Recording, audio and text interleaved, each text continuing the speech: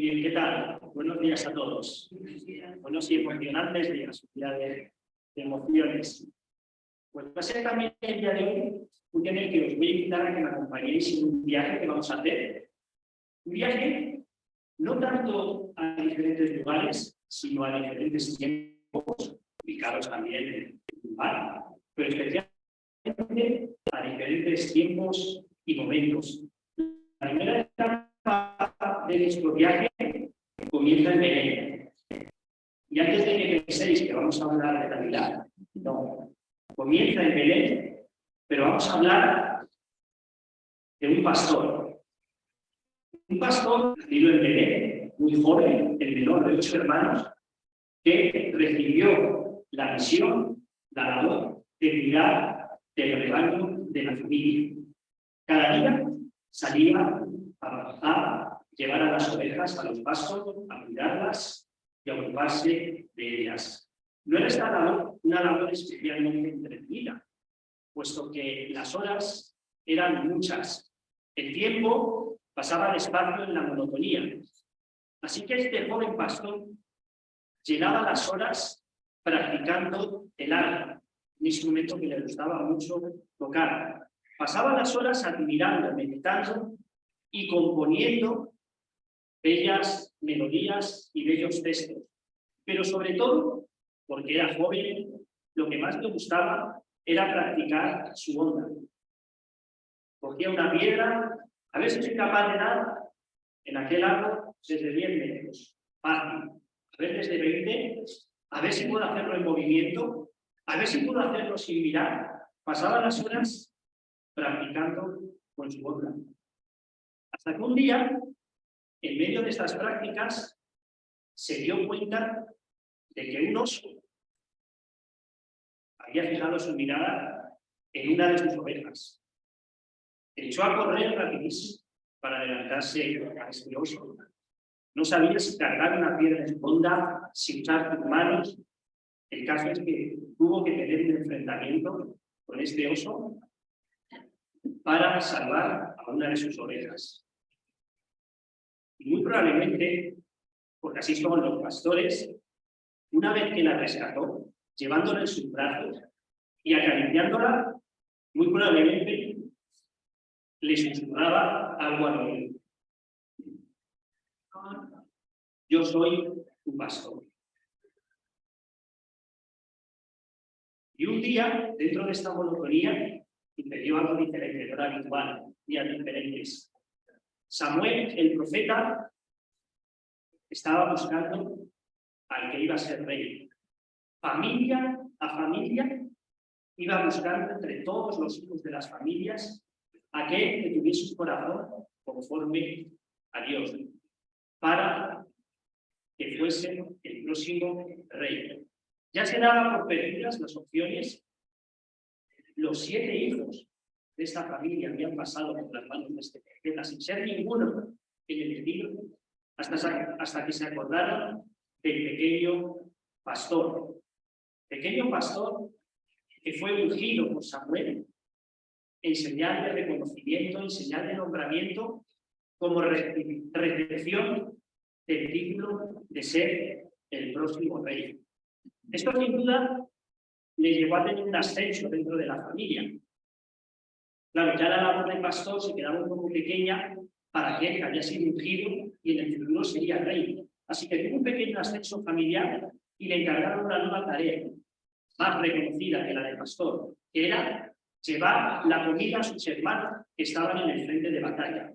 Una labor más de mayores. Ir a la frente de batalla, poder ver una batalla en directo, con la simple misión de llevar la comida a sus hermanos. Y fue en uno de estos días de esa responsabilidad que vio cómo un guerrero del otro ejército desafiaba al pueblo, desafiaba a los ejércitos, desafiaba realmente al Dios de este pastor. Y él no pudo permitirlo. No podía permitir que el nombre de Dios fuese desafiado de esa manera. Y nos cuenta la Biblia que no porque confiara en la divinidad con su bondad, sino que recordando cómo Dios le ayudó para salvar a aquel cordero, así como mi Dios me ayudó en aquel momento, me ayudará también hoy, y Él también nos dará la victoria. Y lo hizo, derrotó a aquel guerrero, a aquel gigante, y por eso atesoró un nuevo título, que fue el de Salvador. El pequeño pastor, el ungido, ahora era el Salvador del pueblo. Y esto, al principio, le trajo cosas muy buenas. Un reconocimiento popular, ser el chico de moda, todos querían ser como él, todos hablaban de él, todos querían que le vieran con él. Pero en su camino se cruzó un rey poseído por la envidia, un rey que lo llamó a palacio para que tocara ese arpa de la manera tan buena que solo él sabía hacer. Pero finalmente todo eso provocó envidias, celos, muy probablemente también miedos de que algún día le quitara el reino, puesto que sabía que era el ungido que recibía el reino. Y nuestro pequeño pastor tuvo que escapar, porque este rey le arrojó lanzas, le lanzó sus ejércitos para que lo mataran. Y él tuvo que escapar. Y de ser el personaje de moda, de ser el personaje que todos querían imitar, que todos querían estar con él, pasó a ser un abandonado, pasó a ser un apestoso que tuvo que refugiarse en cuevas en soledad para no ser asesinado. Y fue en esas cuevas donde conoció la soledad, donde conoció el valor y donde no sabemos si en ese momento, pero si no fue ahí, seguramente lo trajo a su memoria, pudo seguramente recitar, sin él saberlo, el que ha sido el cántico que ha llenado de consuelo al pueblo de Dios durante generaciones. Él supo que realmente no era un pastor, sino que era una oveja. Y después de esa declaración, inició un camino en una escuela que le llevó a ser rey. Salió de esas cuevas y recibió su corona y fue el rey de Israel, uno de los reyes más recordados, el rey David. Un rey que nos dejó también sus últimas palabras. En el libro de Samuel las encontramos, al final del libro de Samuel. Dice el rey David, en sus últimas palabras, en el lecho de muerte, ha quedado recogido en el libro de Samuel. Dice David, Dios me ha dicho que un día levantaré de tu familia un justo que reinará como ninguno, con un reinado de justicia y perfección. Y dice David que cuando Dios le dijo esto, su primera reacción fue decir, pues no es así mi familia, para que de mi familia salga uno así. Porque aunque todo lo que recordamos de David son las grandes victorias en su vida, pues realmente hubo grandes derrotas. Hubo grandes evidencias de que este pastor ungido, de que este salvador del pueblo, de que este rey, pues realmente no estuvo a la altura. Y no podía ser ese rey que reinara con justicia y perfección. Y el propio David, en un ejercicio de sinceridad, dijo, pues difícil que salga de mi familia viéndome a mí mismo, uno así. Pero la esperanza con la que David nos dejó, la dejó también recogida a continuación de decir esto. Y David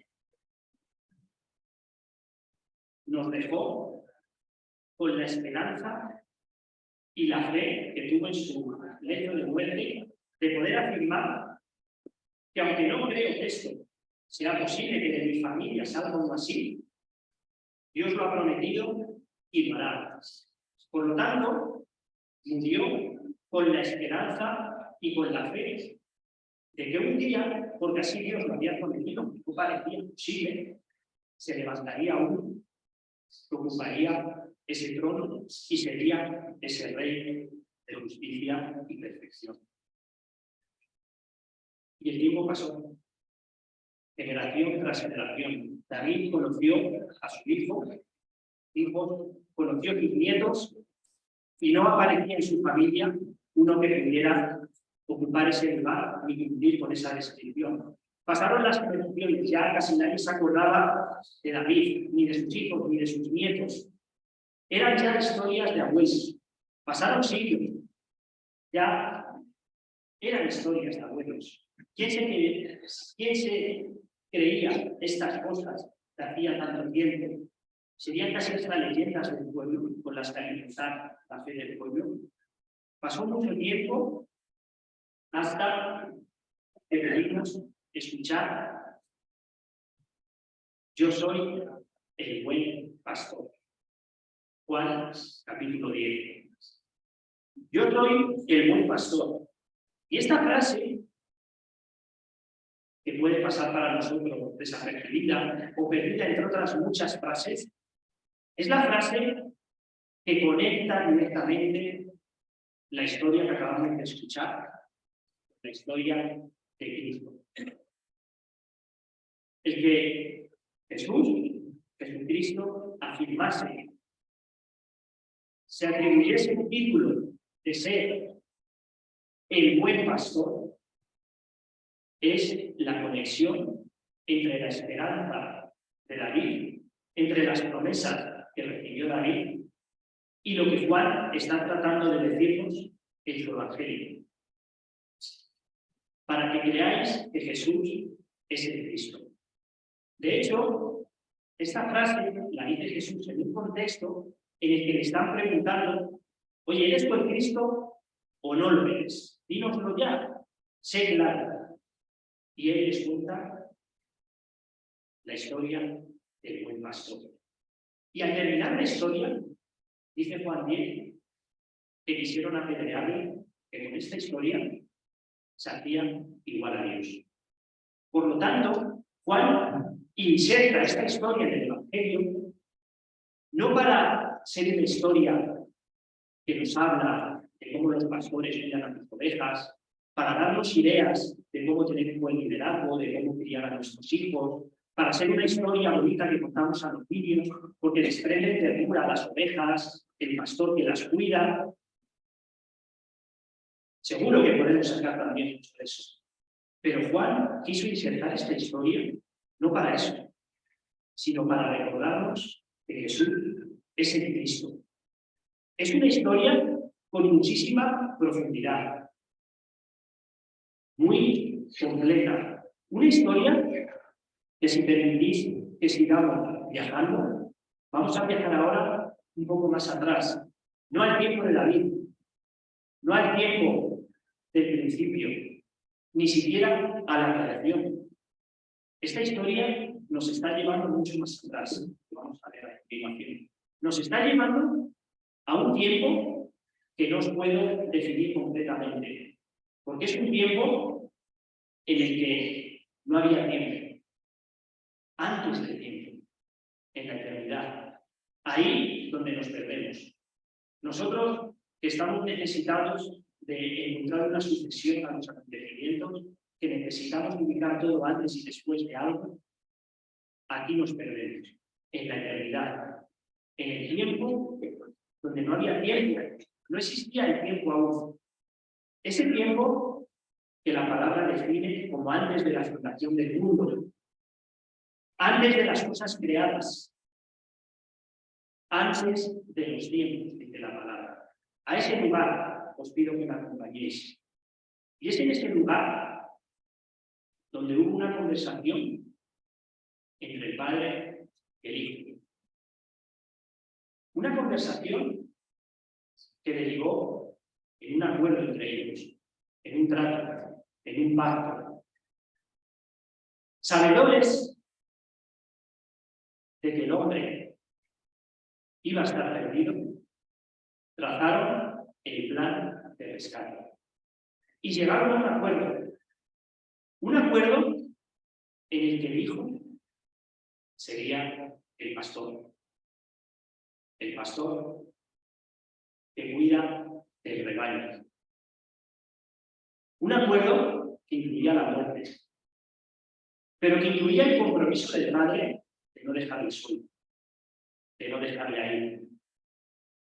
Y trazaron ese acuerdo con unos compromisos, con unas condiciones y con unos resultados. Y nos dice la palabra que todo esto sucedió en la eternidad. Antes, has estado en la cabeza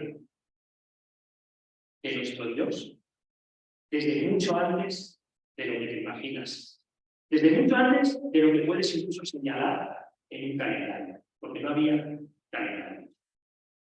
Y es por eso que encontramos a lo largo del Evangelio de Juan tantas referencias que Jesús hace a he venido a cumplir la voluntad del que me envió. He hecho esto porque es lo que me ha mandado. Padre, he terminado la obra que me diste. Porque lo que vino a hacer el pastor era el cumplimiento, honrar y seguir el acuerdo que tantísimo tiempo antes había alcanzado con su padre. Y es por eso que el buen pastor recibió sus ovejas, conoce sus ovejas, da su vida por sus ovejas, llama a sus ovejas y salva a sus ovejas. Nos dice la historia del buen pastor, mi padre que me las dio. No sé en qué momento ubicas de tu vida el saber que pasaste a ser parte del rebaño. No sé en qué momento piensas que se produjo la transacción en la que pasaste a no ser del rebaño y ser del rebaño. Pero lo que te dice el buen pastor es que sus ovejas le fueron entregadas desde el principio. Por eso, el buen pastor conoce a sus ovejas. Las conoce. Sabe cuáles son, porque le han sido entregadas. Y honrando ese acuerdo con el Padre, el buen pastor da su vida por sus ovejas. Sabemos que un buen pastor cuida a sus ovejas, alimenta a sus ovejas, guía a sus ovejas, pero el buen pastor, con mayúsculas, da su vida por sus ovejas. Da la vida, la da además él mismo, no le es arrebatada. Un buen pastor está dispuesto a morir por sus ovejas si hace falta. Un buen pastor moriría por sus ovejas.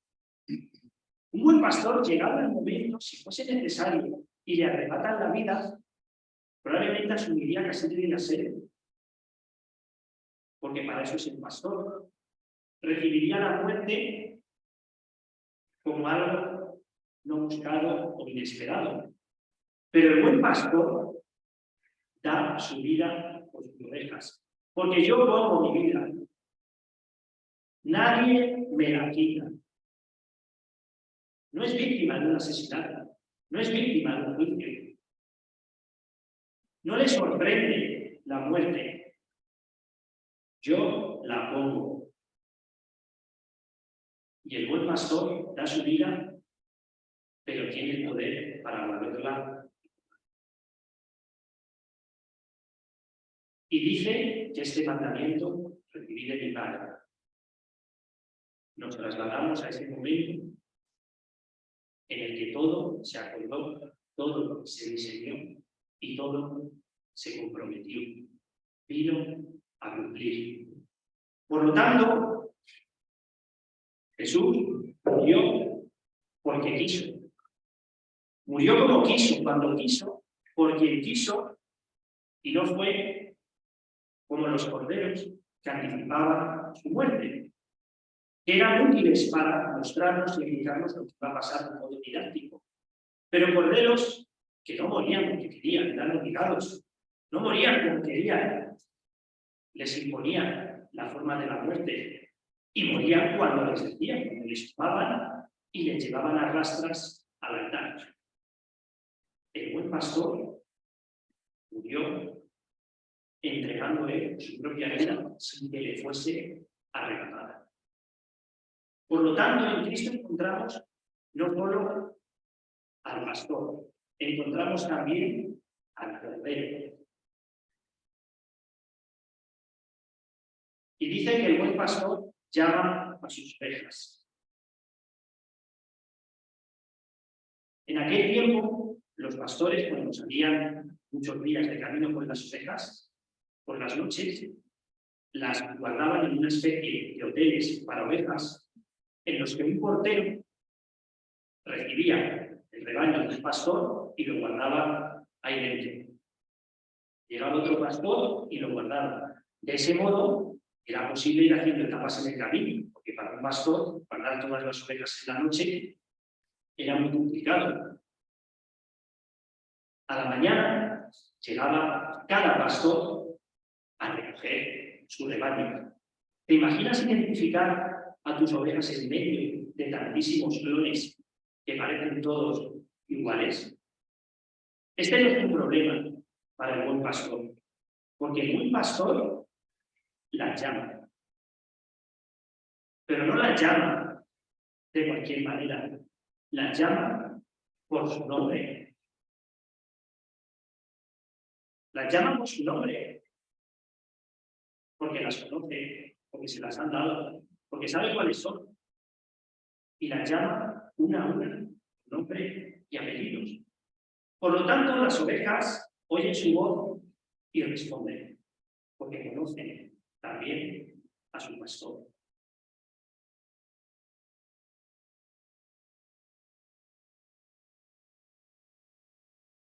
Y las saca del redil donde han estado guardadas. Y dice la historia del buen pastor que las saca por el puerta del redil. Y que Jesús es la puerta. Él es el pastor, Él es el cordero, Él es la puerta que atraviesan las ovejas para salir del redil y encontrar los pastos. Hemos visto en televisión recientemente, hace ya unos meses, el último terremoto, así de gran impacto, ¿no? En Turquía. Y suele pasar cuando hay un terremoto que brigadas internacionales se organizan y van a ayudar, ¿verdad? Hace falta tanto trabajo para quitar escombros, para buscar supervivientes, que a veces dices, ha salido en un avión 20 bomberos de España para ir a ayudar. Y parece poco, ¿no? Dices, pues 20, qué poquitos, pero 20 de aquí, 20 de allá, se forman como estas brigadas que acuden al rescate buscando entre escombros a algún superviviente. Imagínate que estás bajo los escombros y de repente ves cómo se empiezan a retirar piedras. Sale una esperanza. Ves la mano de un desconocido, que además tiene una pinta de ser de otro país, no tiene mucho que ver contigo, y te dice por tu nombre, Antonio, Laura, David, dice tu nombre y te extiende la mano y te saca. No está buscando a ver si encuentra a alguien. No ha ido por si es posible sacar a alguien. No ha ido para rescatar a unos desconocidos sin nombre y apellidos. Te dice, he venido a por ti porque te conozco y te llamo por tu nombre. Porque te conozco además desde mucho antes de lo que tú te piensas. Solo recoge un versículo que nos dice que nos salvó y llamó con llamamiento santo. No conforme a nuestras obras, sino según el propósito suyo y la gracia que nos fue dada en Cristo Jesús antes de los tiempos de los siglos. Oye, hay aquí un error, ¿no? El copiapega me ha hecho una mala pasada. ¿No será que te llama y luego te salva? Pues nos dice que nos salvó y llamó. Y que lo hizo según su propósito. Un propósito, además, fuera de Cristo antes de los tiempos de los siglos, como forman nuestras obras. Y el buen pastor no solo te saca de los escombros y ya, te saca y ahí te deja porque la brigada se vuelve a su país y ahora tú te ocupas de seguir adelante.